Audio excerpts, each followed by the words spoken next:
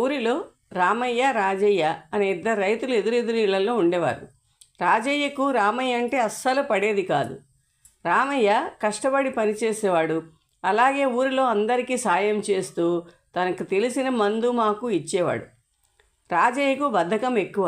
ఎప్పుడూ ఎవ్వరికి ఎటువంటి సాయం చేసి ఎరగడు. అందువలన ఊరి జనాలు రామయ్యకు పొగిడితే రాజయ్యకు అస్సలు గిట్టేది కాదు. రామయ్యపై అసూయ ఎక్కువయ్యి ఒకరోజు రాత్రి రాజయ్య రామయ్య వాకిటి పెద్ద గొయ్యి తీశాడు. ఆ గోతిలో రామయ్య పడతాడని తలచి రాజయ్య ఇంటికెళ్ళి నిద్రపోయాడు. ఆ రాత్రి అప్పుడు రాజయ్య కుమారుడికి చాలా జబ్బు చేసింది. భార్య వెంటనే రామయ్య దగ్గరికి వెళ్ళి మందు తెమ్మని రాజయ్యకి చెప్పింది. రాజయ్య రామయ్య వాకిట గొయ్యి తీసిన సంగతి మర్చిపోయి పరుగున వెళ్ళి రామయ్య వాకిట ఆ గోతిలో తనే పడ్డాడు. అందుకే అంటారు, ఎవరు తీసిన గోతిలో వారే పడతారు.